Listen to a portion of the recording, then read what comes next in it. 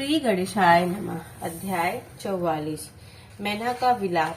शिव के साथ कन्या का विवाह न करने का हठ, देवताओं तथा विष्णु का उन्हें समझाना और तथा उनका सुंदर रूप धारण करने पर ही शिव को कन्या देने का विचार प्रकट करना। ब्रह्मा जी कहते हैं, नारद, जब हिमाचल प्रिया सती मैना को चेत हुआ तब वे अत्यंत क्षुब्ध होकर विलाप एवं तिरस्कार करने लगी। पहले तो उन्होंने अपने पुत्रों की निंदा की, इसके बाद वे तुम्हें और अपनी पुत्री को दुर्वचन सुनाने लगी। मैना बोली, मुने, पहले तो तुमने यह कहा कि शिवा शिव का वरण करेगी, पीछे मेरे पति हिमवान का कर्तव्य बताकर उन्हें आराधना पूजा में लगाया, परंतु इसका यथार्थ फल क्या देखा गया? विपरीत एवं अनर्थकारी दुर्बुद्धि देवर्षि, तुमने मुझे अधम नारी को सब तरह से ठग दिया। फिर मेरी बेटी ने ऐसा तप किया जो मुनियों के लिए भी दुष्कर है। उसकी उस तपस्या का यह फल मिला जो देखने वालों को भी दुख में डालता है। हाय, मैं क्या करूं, कहाँ जाऊं, कौन मेरे दुख को दूर करेगा? मेरा कुल आदि नष्ट हो जाएगा, मेरे जीवन का भी नाश हो गया। कहाँ गए वे दिव्य ऋषि? पाऊं तो मैं उनकी दाढ़ी मूछ नोच लूं। वशिष्ठ की वह तपस्विनी पत्नी भी बड़ी धूर्ता है। वह स्वयं इस विवाह के लिए अगुआ बनकर आई थी। न जाने किन किन के अपराध से इस समय मेरा सब कुछ लुट गया।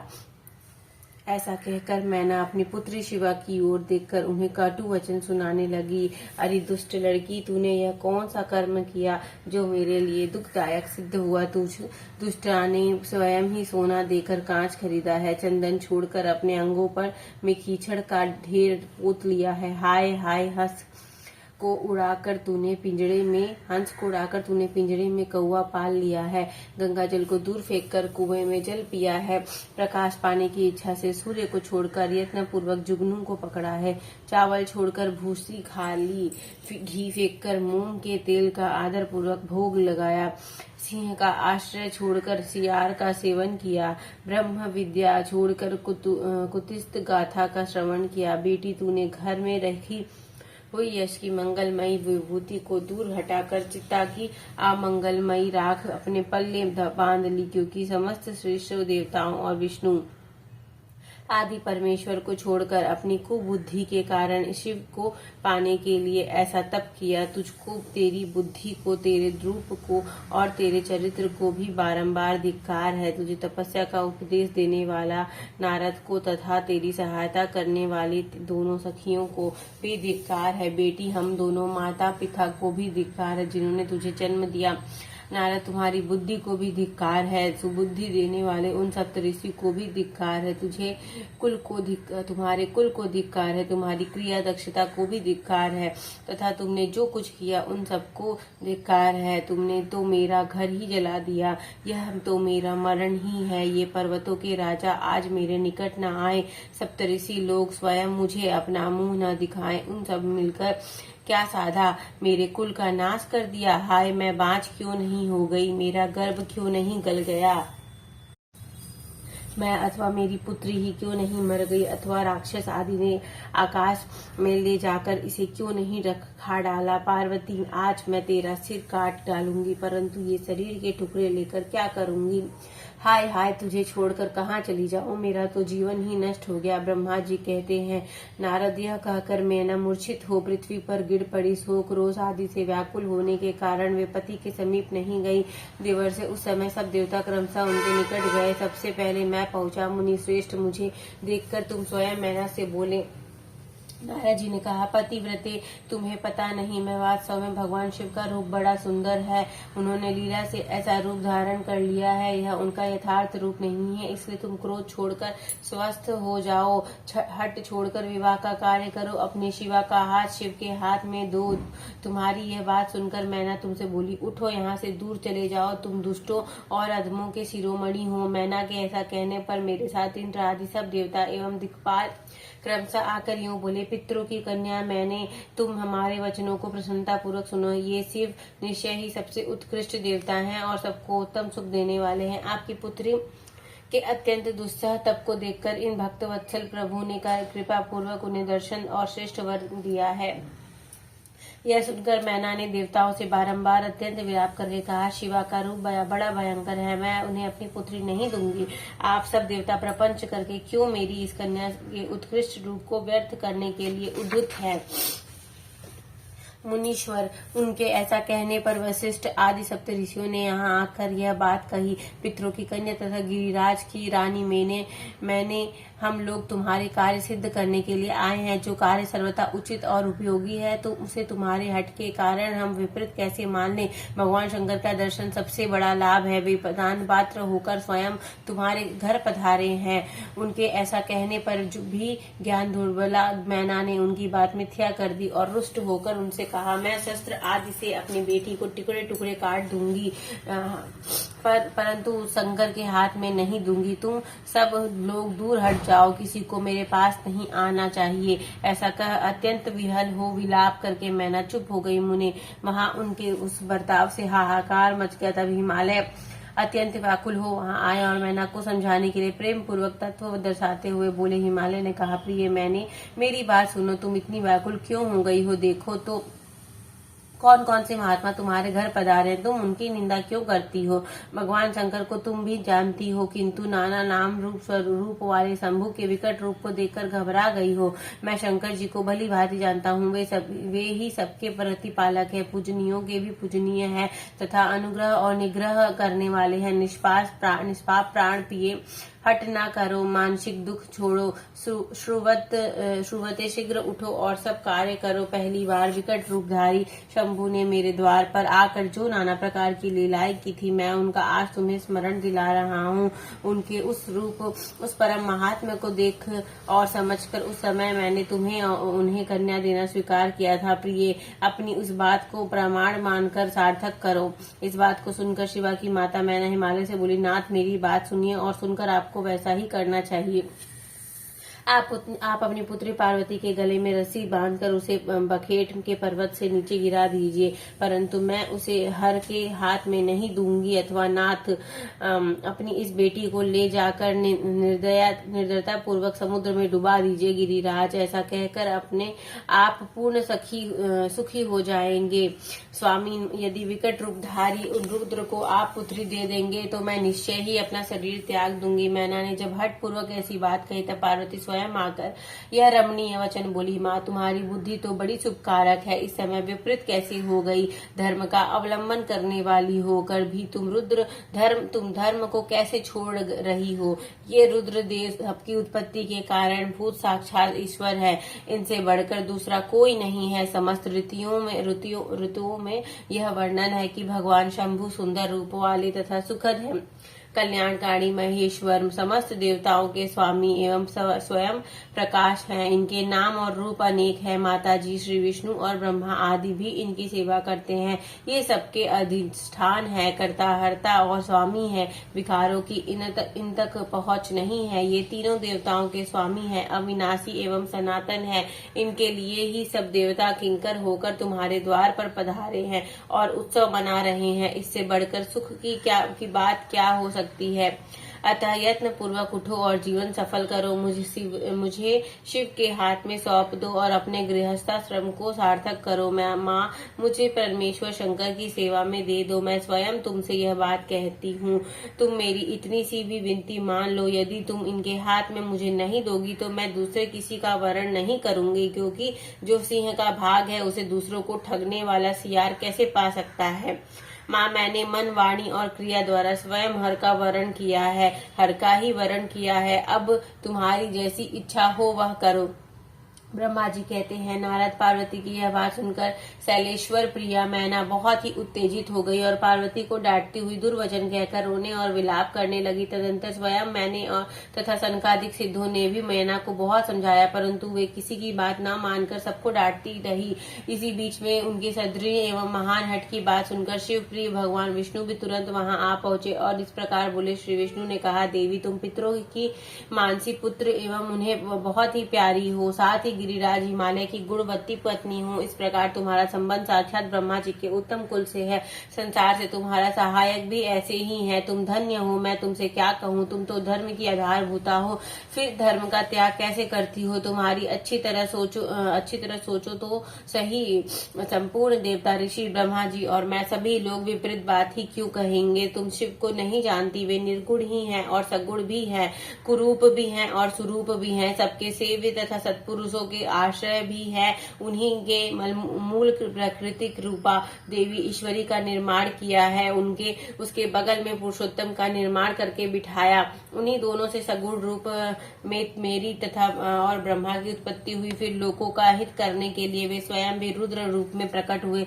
तदंतर वेद, देवता तथा स्थावर जंगम रूप से जो कुछ दिखाई देता है वह सारा जगत भी भगवान शंकर से ही उत्पन्न हुआ है। उनके रूप का ठीक ठीक वर्णन अब तक कौन कर सका है, अथवा कौन उनके रूप को जानता है। मैंने और ब्रह्मा जी ने भी जिनका अंत नहीं पाया, उनका पार दूसरा कौन पा सकता है। ब्रह्मा से लेकर कीट पर्यंत जो कुछ जगत दिखाई देता है, यह सब शिव ही रूप है, ऐसा जानो। इस विषय में कोई अन्यथा विचार नहीं करना चाहिए। वे ही अपना लीला से ऐसे रूप में अवतीर्ण हुए हैं और शिवा के तप से प्रभाव से तुम्हारे द्वार पर आए हैं। अतः हिमाचल की पत्नी, तुम दुखों छोड़ और शिव का भजन करो तो इससे तुम्हें महान आनंद प्राप्त होगा, तुम्हारा सारा कलेश मिट जाएगा। ब्रह्मा जी कहते हैं, नारद श्री विष्णु के द्वारा इस प्रकार समझाए जाने पर मैना का मन कुछ कोमल हुआ, परंतु शिव को कन्या न देने का हठ उन्होंने तब भी नहीं छोड़ा। शिव की माया से मोहित होने के कारण ही उन्होंने ऐसा दुराग्रह किया था। उस समय मैना के शिव के महत्व को स्वीकार कर लिया। कुछ ज्ञान को हो जाने पर उन्होंने श्री हरि से कहा, यदि भगवान शिव सुंदर शरीर धारण कर ले तब मैं उन्हें अपनी पुत्री दे दूंगी, अन्यथा कोटि उपाय करने पर भी नहीं दूंगी। यह बात मैं सच्चाई और दृढ़ता के साथ कह रही हूँ। ऐसा कहकर दृढ़ता पूर्वक उत्तम व्रत का पालन करने वाली मैना शिव के इच्छा से प्रेरित हो चुप हो गई। धन्य है शिव की माया जो सबको मोह में डाल देती है। इस तरह अध्याय 44 संपूर्ण होता है। हर हर महादेव, शिव शंभू की जय। अध्याय 45 भगवान शिव का अपने परम सुंदर दिव्य रूप में प्रकट होना, मैना की प्रसन्नता और क्षमा प्रार्थना तथा पूर्व विवासिनी स्त्रियों का शिव के रूप का दर्शन करके जन्म और जीवन को सफल मानना। ब्रह्मा जी कहते हैं, नारद, इसी समय भगवान विष्णु से प्रेरित हो तुम शीघ्र ही भगवान शंकर को अनुकूल बनाने के लिए उनके निकट गए। वहां जाकर देवताओं का कार्य सिद्ध करने की इच्छा से नाना प्रकार के स्त्रोतों द्वारा तुमने रुद्रदेव को संतुष्ट किया। तुम्हारी बात सुनकर शंभू ने प्रसन्नता पूर्वक अद्भुत, उत्तम एवं दिव्य रूप धारण कर लिया। ऐसा करके उन्होंने अपने दयालु स्वभाव का परिचय दिया। मुने भगवान शंभू का वह स्वरूप कामदेव से भी अधिक सुंदर और लावण्य का परम आशय था। उसका दर्शन करके तुम बहुत प्रसन्न हुए और उस स्थान पर गए जहाँ सबके साथ मैना विद्यमान थी। वहां पहुंचकर तुमने कहा, विशाल नेत्रों वाली मैंने, भगवान शिव ने उस सर्वोत्तम रूप का दर्शन करो। यह रूप प्रकट करके उन करुणामय शिव ने तुम पर बड़ी ही कृपा की है। तुम्हारी यह बात सुनकर शैलराज की पत्नी मैना आश्चर्यचकित हो गई। उन्होंने शिव के उस परमानंदायक रूप का दर्शन किया जो करोड़ों सूर्यों के समान तेजस्वी, सर्वांग सुंदर, विचित्र वस्त्रधारी और नाना प्रकार के आभूषणों से विभूषित था। वह अत्यंत प्रसन्न, सुंदर, हास्य से सुशोभित, ललित, लावण्य से लसित, मनोहर, गौरवर्ण, धुतिमान और तथा चंद्रलेखा से अलंकृत था। विष्णु आदि संपूर्ण देवता बड़े प्रेम से भगवान शिव की सेवा कर रहे थे। सूर्य देव ने छत्र लगाकर रखा था। चंद्रमा मस्तक पर मुकुट बनकर उनकी शोभा बढ़ा रहे थे। उन सब साधनों से भगवान शंकर सर्वथा रमणीय जान पड़ते थे। उनका वाहन भी अनेक प्रकार के आभूषणों से विभूषित था। उनकी महाशोभा का वर्णन नहीं हो सकता था। गंगा और यमुना भगवान शिव को सुंदर चवर डुला रही थी और आठों सिद्धियां उनके आगे नाच रही थी। उस समय में भगवान विष्णु और इंद्र आदि देवता अपने अपने वेश को भली भांति विभूषित करके पर्वतवासी भगवान शिव के साथ चल रहे थे। नाना रूपधारी शिव के गण खूब सज धज कर अत्यंत आनंदित हो शिव के आगे आगे चल रहे थे। सिद्ध उपदेवता, समस्त मुनि तथा अन्य सब लोग भी महान सुख का अनुभव करते हुए अत्यंत प्रसन्नता पूर्वक शिव के साथ यात्रा कर रहे थे। इस प्रकार देवता आदि सब लोग विवाह देखने के लिए उत्कंठित हो खूब सज धज सजकर अपनी पत्नियों के साथ परम परम ब्रह्म शिव का यशोगान करते हुए जा रहे थे। विश्वावसु आदि गंधर्व अप्सराओं के साथ हो शंकर जी के उत्तम यश का गान करते हुए उनके आगे आगे चल रहे थे। मुनि श्रेष्ठ महेश्वर के शैलराज के द्वार पर पधारते समय इस प्रकार वहां नाना प्रकार का महान उत्सव हो रहा था। मुनीश्वर उस समय वहां परमात्मा शिव की जैसी शोभा हो रही थी उसका विशेष रूप से वर्णन करने में मैं कौन समर्थ हो सकता है। उन्हें वैसे विलक्षण रूप में देखकर मैं नाम क्षण भर के लिए चित्रलिख सी रह गई। फिर बड़ी प्रसन्नता के साथ बोली, महेश्वर मेरी पुत्री धन्य है जिसने बड़ा भारी तप किया और उस तप के प्रभाव से आप मेरे इस घर में पधारे। पहले तो मैंने आप की अक्षमय निंदा की, उसे मेरी शिवा के स्वामी शिव आप क्षमा करें और इस समय पूर्णतः प्रसन्न हो जाएं। ब्रह्मा जी कहते हैं, नारद इस प्रकार बात करके चंद्रमौली शिव की स्तुति करते हुए शैल प्रिया मैना ने उन्हें हाथ जोड़कर प्रणाम किया। फिर वे लज्जित हो गई। इतने में ही बहुत सी पूर्वाश्रमी स्त्रियां भगवान शिव के दर्शन की लालसा से अनेक प्रकार के काम छोड़कर वहां आ पहुंची। जो जैसे थी वैसे ही अस्त व्यस्त रूप में दौड़ गई और भगवान शंकर का वह मनोहर रूप देखकर वे सब मोहित हो गई। शिव के दर्शन से हर्ष को प्राप्त हो प्रेम पूर्वक हृदय वाली वे नारियां महेश्वर की इस मूर्ति को अपने मनो मंदिर में बिठाकर इस प्रकार बोली। पूर्ववासिनियों ने कहा, अहो हिमवान के नगर में निवास करने वाले लोगों ने नेत्र आज सफल हो गए। जिस व्यक्ति ने इस दिव्य रूप का दर्शन किया निश्चय ही उसका जन्म सार्थक हो गया। उसी का जन्म सफल है, उसी की सारी क्रियाएं सफल है जिसने संपूर्ण पापों का नाश करने वाले साक्षात शिव का दर्शन किया है। पार्वती ने शिव के लिए जो तप किया है उसके द्वारा उन्होंने अपना सारा मनोरथ सिद्ध कर लिया। शिव को पति के रूप में पाकर वे शिवा धन्य है और कृतज्ञ हो गई हैं। यदि विधाता शिवा और शिव की इस युगल जोड़ी को सानंद एक दूसरे से मिला न देते तो उनका सारा परिश्रम निष्फल हो जाता। इस उत्तम जोड़ी को मिलाकर ब्रह्मा जी ने बहुत अच्छा कार्य किया है। इससे सबके सभी कार्य सार्थक हो गए। तपस्या के बिना मनुष्यों के लिए शंभु का दर्शन दुर्लभ है। भगवान शंकर के दर्शन मात्र से ही सब लोग कृतार्थ हो जाते हैं। जो सर्वेश्वर गिरिजापति शंकर का दर्शन करते हैं वे सारे पुरुष श्रेष्ठ हैं और हम सारी स्त्रियां भी धन्य हैं। ब्रह्मा जी कहते हैं, नारद ऐसी बात कहकर उन स्त्रियों ने चंदन और अक्षत से शिव का पूजन किया और बड़े आदर से उनके ऊपर खीलों की वर्षा की। वे सब स्त्रियां मैना के साथ उत्सुक होकर खड़ी रहीं और मैना और तथा गिरिराज के भूरी भाग्य की सराहना करती रहीं। मुने स्त्रियों के मुख से वैसी शुभ बातें सुनकर विष्णु आदि सब देवताओं के साथ भगवान शिव को बड़ा हर्ष हुआ। इस तरह अध्याय 45 संपूर्ण होता है। हर हर महादेव शिव शंभु काशी विश्वनाथ की जय। ओम जय शिव ओंकारा प्रभु हर शिव ओंकारा ब्रह्मा विष्णु सदा शिव ब्रह्मा विष्णु सदा शिव अर्धांगी धारा। ओम जय शिव ओंकारा एकानन चतुरानन पंचानन राजे हंसासन गरुणासन वृषवाहन साजे। ओम जय शिव ओंकारा दो भुज चार चतुर्भुज 10 भुज अति सोहे त्रिगुण रूप निरखता त्रिभुवन जन मोहे। ओम जय शिव ओंकारा अक्षमाला वनमाला रुंडमाला धारी चंदन मृग मद सोहे बोले शशिधारी। ओम जय शिव ओंकारा श्वेतांबर पीतांबर बागंबर अंगे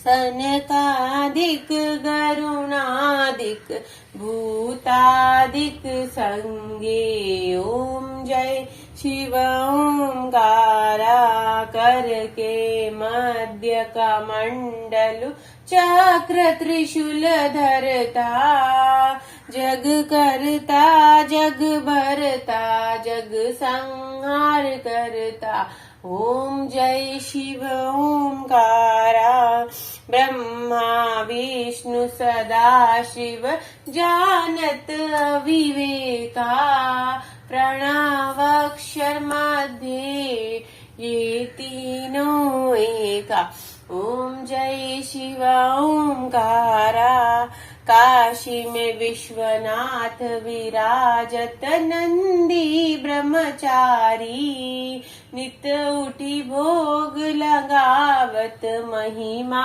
अति भारी ओम जय शिव ओंकारा त्रिगुण शिव जी की आरती जो कोई नर गावे कहत शिवानंद स्वामी मन वांछित फल पावे ओम जय शिव ओंकारा बोलो हर हर महादेव की जय काशी विश्वनाथ की जय पार्वती पते की जय।